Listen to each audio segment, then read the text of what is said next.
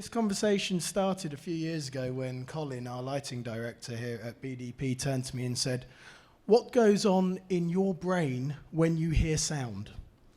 That stopped me in my tracks for a moment and really made me think about how resonance affects us and how we talk about resonance in acoustics. So we're going to continue that conversation in front of you today, and hopefully you'll wish to contribute as well. Everything resonates in this world. Sound is merely a vibration. It's a vibration of mechanical waves in its purest form in terms of a physics approach. But it's a lot more than that. Sound vibrates with us. It gets into our bodies. It gets into our consciousness. It's a feeling. It's also something that we maybe have memories evoked from. Something we have on our eyes that struck me, and this is following Colin's question, something that we do have on our eyes are eyelids. If we want to shut the outside world out, we just close our eyes. We can't do that with our ears, though. Our ears are always on. They're always scanning our environment, looking for things. If we hear something, we may turn our head and confirm with our eyes, or with a smell. Or we may confirm by touch if we can't see, if it's pitch black. So we need to remember that because of this, we're always exposed to sounds and noise. Perhaps sounds that make us feel good, or indeed ones that make us feel less comfortable. From our early evolution to now, we have developed a hearing mechanism that transfers these mechanical pressure waves that I referred to earlier into something we manifest in our heads as an interpretation of sound. This goes through several mechanisms to reach eventually the inner ear and the cochlea, which resonates at different frequencies. You can see here, 500 hertz is indicated. That roughly represents between there and 2000 hertz, what we would call the mid-frequencies, with a little extension either side. It's in these frequencies that we are most sensitive, and we've developed a sensitivity for various reasons. We're also sensitive in low frequencies and in high frequencies, but in different ways, which we'll come on to shortly. The mid-frequencies have been developed and evolved to be very responsive to our speech frequencies. All of us speak in that middle area. It's allowed us to develop sophisticated language. It's allowed us to develop sophisticated methods of communication. It's also perhaps allowed us to take advantage of our acute stress response, otherwise known as fight, or indeed flight. Now, often is cited that a twig snapping is in that exact frequency area. And that goes back to the idea of the sound shadow behind our heads, the things we cannot see but we can hear, and alerting us to danger. Our ancestors would benefit greatly from this. A twig snapping here, for example, might have alerted this gentleman to run up a tree or escape. Or indeed, it might alert us to turn and fight and prepare ourselves for a challenge. Our modern world, on the other hand, we're no longer prey. We're no longer in danger of being hunted. Instead, our auditory sense is used much, much more to seek out entertainment or just enjoyment, or indeed it is nuisanced, but not by a threat necessarily, or one that's directly threatening your life, obviously, but perhaps a creeping one. In this example here, we see the bustling city. And this is where I'm going to move on now to a few other concepts around resonance in our minds and resonance in our bodies. I mentioned low frequencies earlier on, infrasound. These low frequencies are felt predominantly through our bone structure, and they enter our inner ear through that bone structure. Or in the case of elephants, they're used for communication. As you can see here, that beating in the ground results in an interpretation. So we don't just hear sound, we feel it, and we interpret it through how we feel it.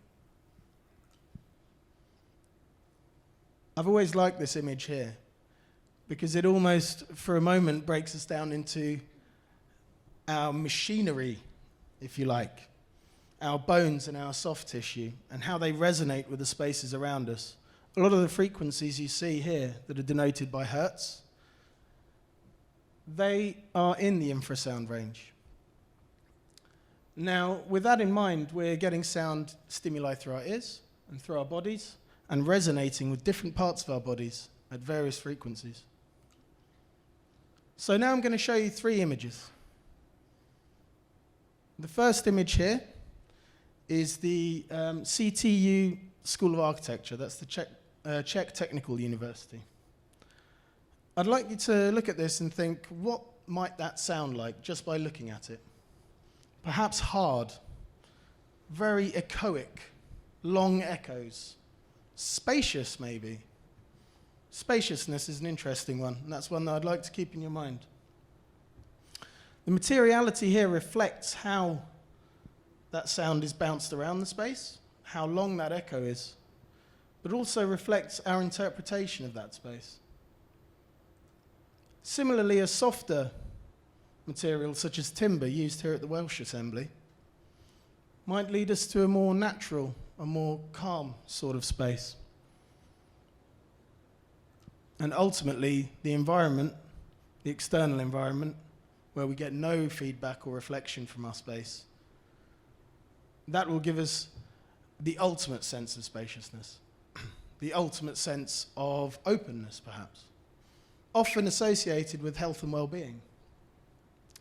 But it's important to note when we looked across those 3 images that that health and well-being may be born out of not just peace and tranquility, but also a sense of busyness, liveliness, a sense of what I've been calling recently cognitive resonance, a resonance between our hearing and what we see.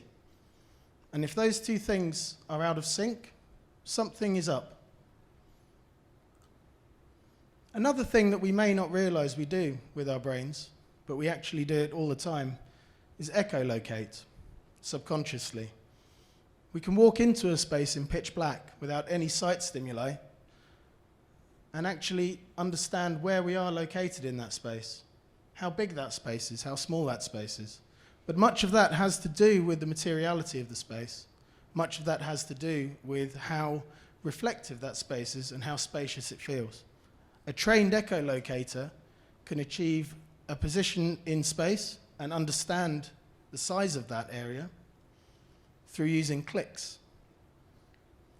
More recently, in October 2019, an academic study has been published which has shown that the visual cortex is actually activated in the same way as it would be through sight stimuli. It's activated to map in 3 dimensions our space. We confirm this perhaps with our eyes, or not, again, if we cannot see. And at this point, I think this is where our conversation joins up. And this is where I'd like to introduce Colin to talk us more through the visual cortex and how the sight stimuli affects that. This was something that I found really fascinating, was that all of the parts of the brain to do with the sound system were being interpreted by the visual cortex.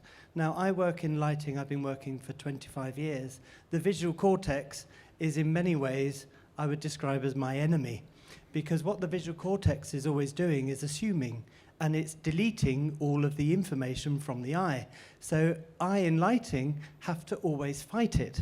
And I'll show you some of the examples of this fighting, and I'm really interested to know that with a room full of acoustics people, how much you're doing this as well as how the brain is turning itself around on a 24-hour cycle. Is this happening in the sound industry? So far in our conversation, we're seeing that this isn't happening in sound. So my interest in lighting came down to the fact that I'm actually only got halfway as an architect. It was my discovery of Louis Kahn and his poetry of the mind and how light transmitted material to the occupant that I found really fascinating. The specification of this ceiling is to be the underside of a moth's wing for the Kimball Museum in Texas. Now that, to me, made far more sense regarding architecture and what people are doing and how they're feeling in spaces than almost the architecture itself. Now, over the last 20 years, I've been making various pilgrimages, and I had the joy and the luck to be able to go to the Salk Institute of Neuroscience and actually speak with some of the latest neuroscientific experiments that are happening there. And I was invited to speak about my own researches in light and what this is saying about what's actually happening in the mind. One of my favorite phrases I found is from the godfather of modern psychology, who basically, in this quote, is describing it doesn't matter what you are experiencing and what your senses are telling the brain or the mind is really only experiencing itself. We are always experiencing an assumed image, and it's our senses are fighting against what that assumed image is. So I'm going to give you some examples of how we know about this in lighting, and you'll actually be very familiar, far more familiar than you'll realize about what the visual cortex is doing. This is what the Salk Institute are doing with pretty unpleasant experiments on mice, I'm afraid, but they're actually tracking one neuron at a time through the visual cortex of how it processes assumptions on space. And basically, Dr. Albright describes his last 30 years as being constantly lost on the Tokyo Underground. Now, I would argue with that as a bit of a London obsessive myself. I've lived here for 30 years and I still get lost south of the river. But this is basically how complex this assumption of image is happening. And what we're discovering in lighting just now is that it's actually a two-way process. In many ways, the ancient Greeks, when they thought that we were projecting light out of our eyes for it to bounce back, or does that sound familiar with your acoustic waves? There's actually more truth in this than we realize, because this is, again, based on the levels of assumption. So our eyes are constantly changing. So what we have to deal with in lighting is that a space feels different or works depending on what you're doing, but also whether it's the morning, the afternoon, or the evening. We always have to compensate for this, because our eye responds to different lights at different times of the day in different ways, plus specific wavelengths are focused or are diffused. So blue light is always wider because our eyes have evolved for specific yellow wavelength. So blue always has this spiritual effervescence, let's say. But one startling discovery in the last 5 years has been related to the Himba tribe in Namibia, where they're asked to describe the one square that's different, and they cannot see that. But yet, we cannot see the one square that's obvious to them. And the only difference is their linguistic structure on how they describe color. And that's basically the hardwiring within the visual cortex. Once it's in, you can't change. So another system that's always happening in the brain, which we're all very familiar with, everyone now knows that their iPhone is keeping them awake at night. And so you will see, you could even switch on, I think sometimes a candlelight expression for your phone into the evening. But this works both ways. We are working with office environments where we're creating comfortable environments in the evening where the actual mode of work and concentration is beneficial in the evening through warm light. And so every day the visual cortex is removing this sense of color change to every object. If I say to you a can of red Coke, you are thinking of one color of red. You're not thinking of all of those variations. You're also very familiar with this image, this dress. This is the midpoint of exactly that gold to blue shift that we are constantly dealing with morning to evening. Now, even though I have met the dress and presented with the dress, I still see a white and gold dress in that image. My visual cortex has recorded an assumption on that image. I cannot change it now. So this is the power exactly of constancy and assumption that's happening in the shorthand of all the work that we're doing. So this is what you're dealing with in sound. You cannot tell someone that that loud click behind them is not a saber-toothed tiger. So we've been working, we have an 18-meter screen that violently flickers constantly, and we've been surprised that we have people that have been working in front of it for 2 years. People have their own drawings projected onto this, and after 3 months they don't see it. They have just dismissed this as moving image. It's flickering. Yes, that's like light on a river. You don't notice all the light on the river, it's just moving light. So this is something that we do in all spaces. So this has been a 15-year diagram of how a space might transform or use. And I'll show you some examples of how, when we apply this to space, we relate it to daylight, light above the morning, to a warm tone to the evening. This is how we can map out what we want within the space and negotiate with Richard and where he needs his sound materials.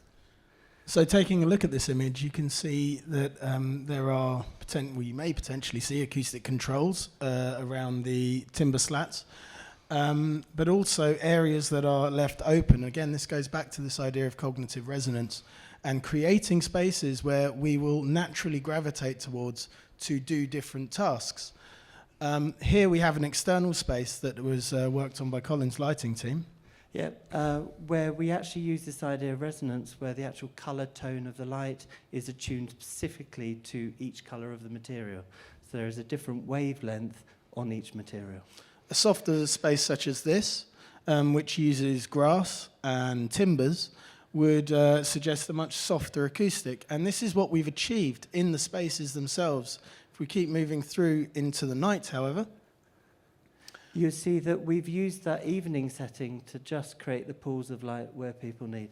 We spent 2 years interviewing the people for that building to say, do we need to increase the light levels? They said, no, it's dark, we're happy.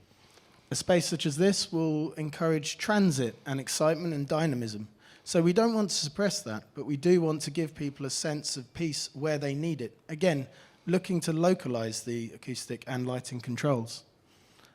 And finally, we have Roehampton University here, library. Again, if you look, clean concrete soffit. This would appear to be somewhat counterintuitive, but actually we found in coordinating with Colin's team and the architects a method to control the noise through the space and creating this acoustic map here, which I think Colin has a short comment on himself as well. Yes, I was shocked when I discovered this map because my lighting map looks nearly identical. You can identify the same spaces and the same qualities through each. Thank you very much. Thank you.